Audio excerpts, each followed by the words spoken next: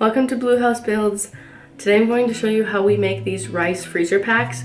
My kids love these, and this is also a project that I can start and stop, but also it easily comes together very quickly. It's 2 rectangles and straight sewing. It does not take long, but it is something that the kids can just be around and kind of be involved with, and it is quite easy. We call these rice packs, and we keep them only in the freezer. I know some people heat them up and they also use them warm. We don't do that for our family, but I'm pretty sure you can do that. But we use them in the summer, coming in after a hot day, putting them on our heads. They feel amazing. Sometimes if we're sick, we'll be in a warm bath, my husband and I, or the kids, and this rice pack feels amazing as well. Then they also really get played with a lot. The kids will just ask for one and they'll play with it for 5 minutes because it's cold and fun to put on their head, and then it'll go back in the freezer. Part of the fun is going to our local fabric store with the kids and picking out fabrics. It's so fun to get new, beautiful, vintage looking fabric, but also you can totally make these out of scraps as well. And I probably should have done that, but it's just too much fun to go pick out new, beautiful fabric.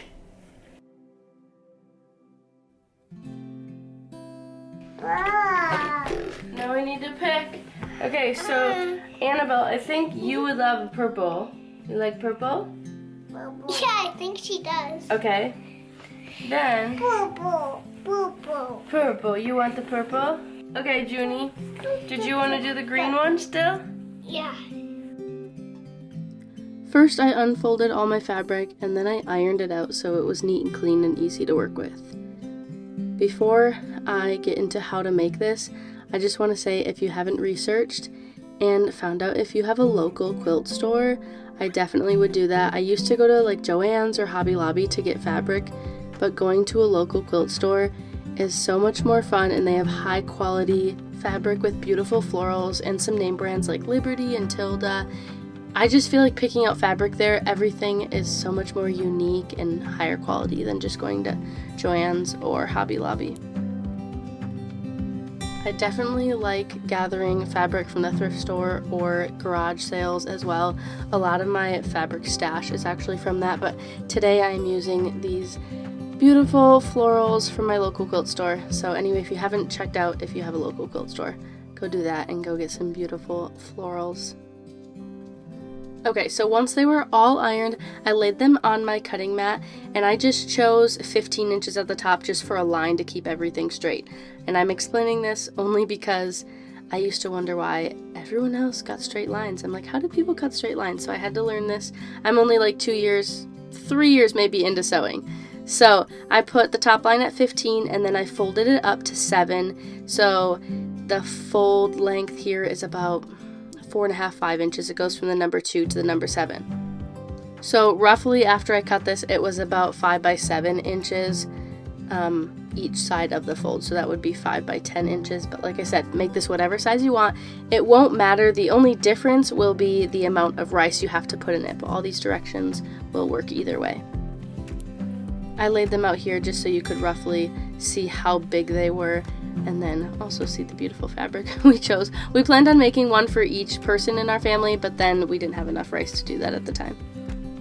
Okay, so I pinned these up along the edges, and then I leave pins like this to know not to sew through this little 1.5 or 2 inches. So you can see I marked that on each one, and then I know where to start and stop. So I'm gonna sew the bottom here, and then leave where the pins are, and I'm going to sew just the top here, so that way I can flip it right side out, or you can go the other way, whatever's more convenient for you. Just leave that little section open.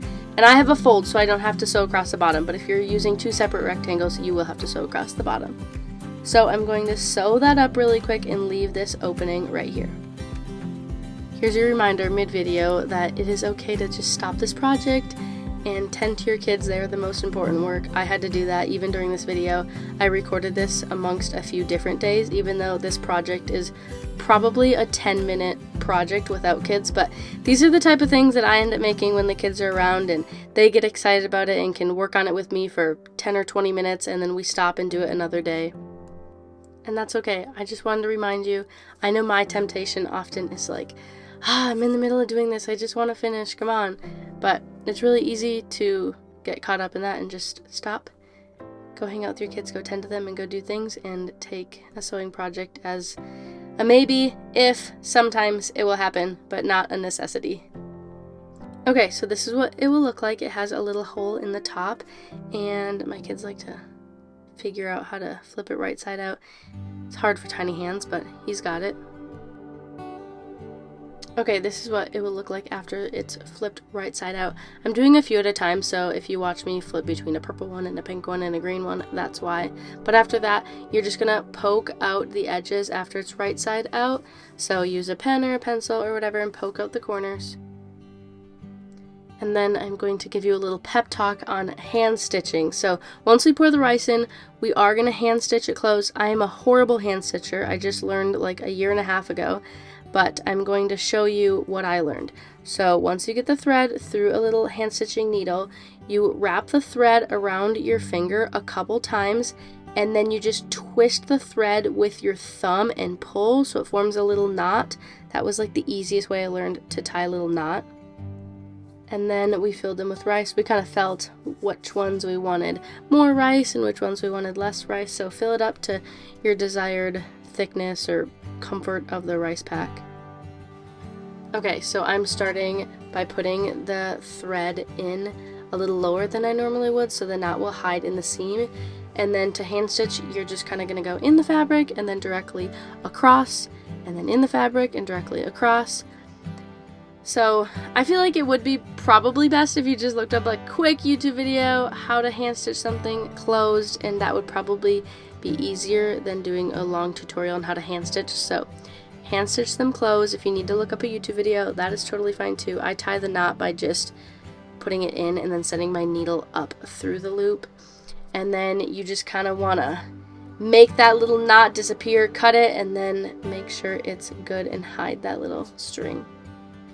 And this is what they look like finished. I love this project because it's easy enough to start and stop and do during the day while the kids are around, and it's something that is super easy to give for gifts and also easy to make every year. We made these last year and the year before, and they're easy to just refresh and throw a few together for the year.